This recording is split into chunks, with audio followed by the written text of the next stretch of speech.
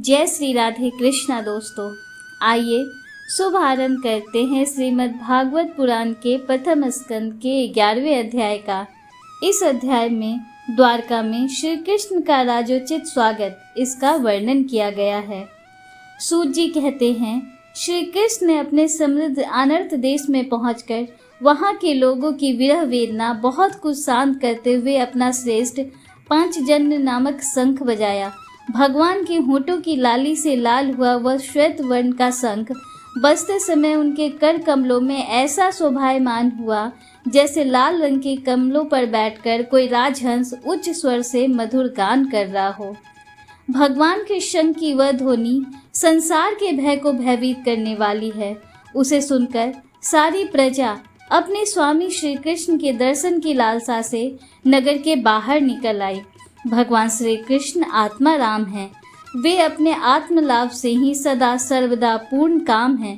फिर भी जैसे लोग बड़े आदर से भगवान सूर्य को भी दीपदान करते हैं, वैसे ही अनेक प्रकार की भेंटों से प्रजा ने श्री कृष्ण का स्वागत किया। सबके मुख कमल प्रेम से खिल उठे। वे हर्ष गदगद वाणी से सबके सुहृद और संरक्षक भगवान श्री कृष्ण की ठीक वैसी स्तुति करने लगे जैसे बालक अपने पिता से अपनी तोतली बोली में बातें करता है। स्वामिन, हम आपके उन चरण कमलों को सदा सर्वदा प्रणाम करते हैं जो इस संसार में परम कल्याण चाहने वालों के लिए सर्वोत्तम आश्रय है, जिनकी शरण ले लेने पर परम समर्थ काल भी एक बाल तक बांका नहीं कर सकता। विश्व भावन, आप ही हमारे माता सुहृद स्वामी और पिता हैं।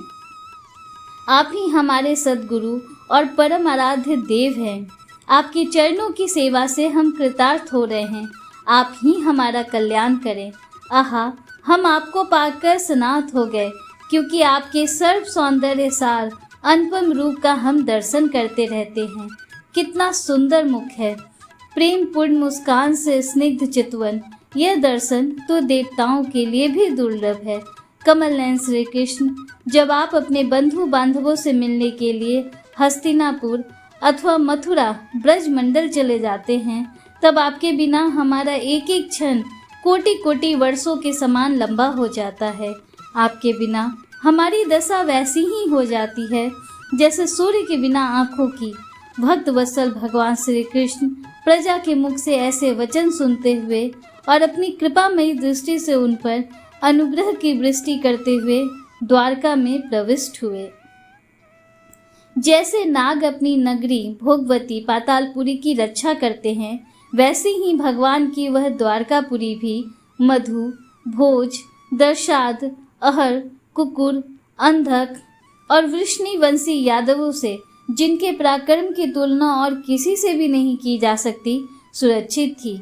वह पूरी समस्त ऋतुओं के संपूर्ण वैभव से संपन्न एवं पवित्र वृक्षों एवं लताओं के कुंजों से युक्त थीं। स्थान स्थान पर फलों से पूर्ण उद्यान, पुष्प वाटिकाएं एवं कीड़ावन थे। बीच बीच में कमल युक्त सरोवर नगर की शोभा बढ़ा रहे थे।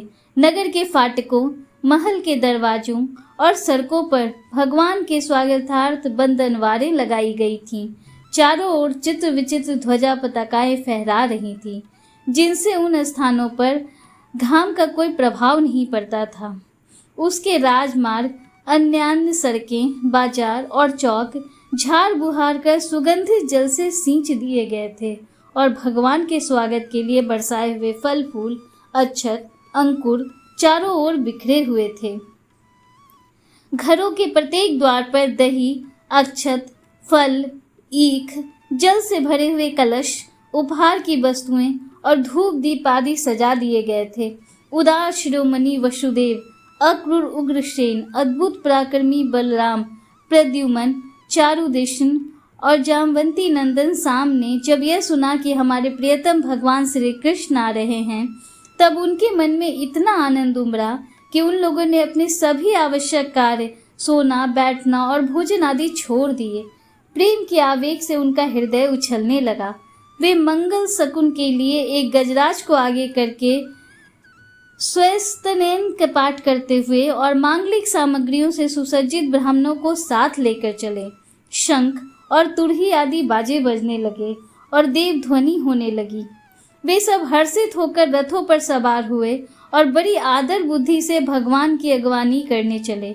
साथ ही भगवान श्री कृष्ण के दर्शन के लिए उत्सुक सैकड़ों श्रेष्ठ वारांगनाएं, जिनके मुख कपोलों पर चमचमाते हुए कुंडलों की कांति पड़ने से बड़े सुंदर दिखते थे, पालकियों पर चढ़कर भगवान की अगवानी के लिए चली। बहुत से नट, नाचने वाले, गाने वाले, विरद बखानने वाले सूत, मागध और वंदीजन भगवान श्री कृष्ण के अद्भुत चरित्रों का गायन करते हुए चले। भगवान श्री कृष्ण ने बंधु बांधवों, नागरिकों और सेवकों से उनकी योग्यता के अनुसार अलग अलग मिलकर सबका सम्मान किया।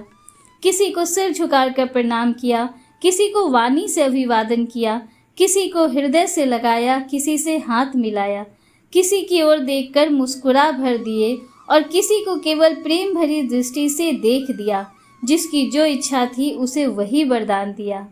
इस प्रकार चांडाल प्रेंत सबको संतुष्ट करके गुरुजन, सपत्नीक ब्राह्मण और वृद्धों को तथा दूसरे लोगों का भी आशीर्वाद ग्रहण करते एवं वंदीजनों से वृद्धावली सुनते हुए सबके साथ भगवान श्री कृष्ण ने नगर में प्रवेश किया। सौनक जी, जिस समय भगवान राजमार्ग से जा रहे थे, उस समय द्वारका की कुल कमनियां भगवान के दर्शन को ही परमानंद मानकर अपनी अपनी अटारियों पर चढ़ गईं। भगवान का वक्ष स्थल मूर्तिमान सौंदर्य लक्ष्मी का निवास स्थान है। उनका मुखार बिंद नेत्रों के द्वारा पान करने के लिए सौंदर्य सुधा से भरा हुआ पात्र है। उनकी भुजाएं लोकपालों को भी शक्ति देने वाली हैं। उनके चरण कमल भक्त परमहंसों के आश्रय हैं। उनके अंग अंग शोभा के धाम हैं। भगवान की इस छवि को द्वारकावासी नित्य निरंतर निहारते रहते हैं, फिर भी उनकी आंखें एक क्षण के लिए भी तृप्त नहीं होती।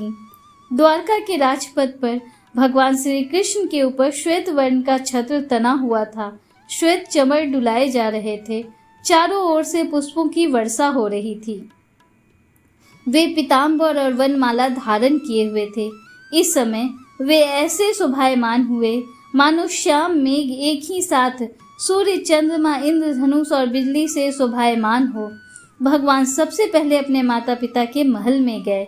वहां उन्होंने बड़े आनंद से देवकी आदि सातों माताओं को चरणों पर सिर रखकर प्रणाम किया और माताओं ने उन्हें अपने हृदय से लगाकर गोद में बिठा लिया। स्नेह के कारण उनके स्तनों से दूध की धारा बहने लगी। उनका हृदय हर्ष से विहल हो गया और वे आनंद के आंसुओं से उनका अभिषेक करने लगी। माताओं से आज्ञा लेकर वे अपने समस्त भोग सामग्रियों से संपन्न सर्वश्रेष्ठ भवन में गए।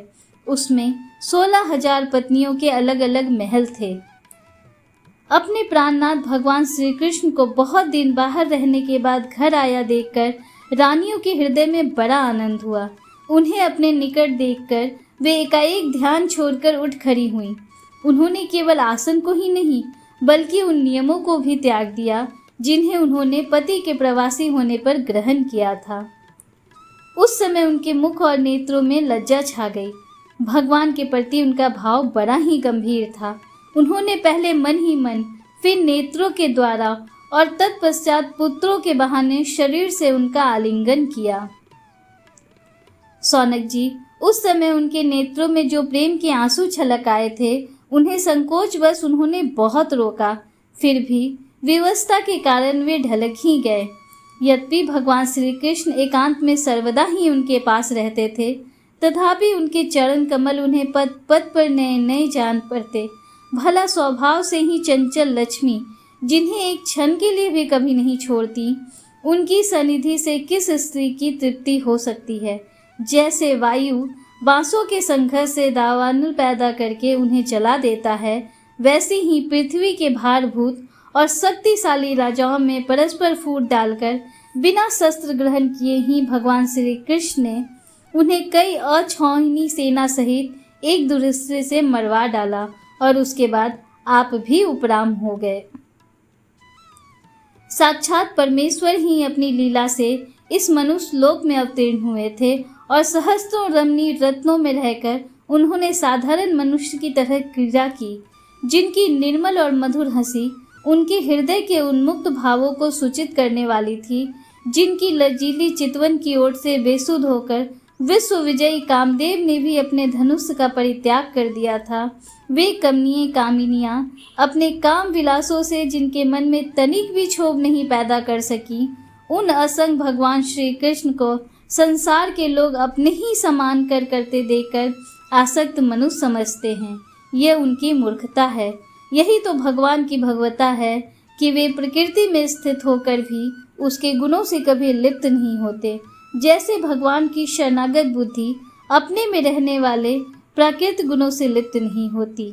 वे मूढ़ स्त्रियां भी श्री कृष्ण को अपना एकांत सेवी स्त्री परायण भक्त ही समझ बैठी थीं, क्योंकि वे अपने स्वामी के ऐश्वर्य को नहीं जानती थीं। ठीक वैसे ही जैसे अहंकार की वृत्तियां ईश्वर को भी अपने धर्म से युक्त मानती हैं। इस तरह श्रीमद् भागवत पुराण के प्रथम स्कंद के 11वें अध्याय का समापन हुआ। उम्मीद करती हूँ कि 12वें अध्याय के रसपान के लिए आप कल भी हमारे साथ जुड़े रहेंगे।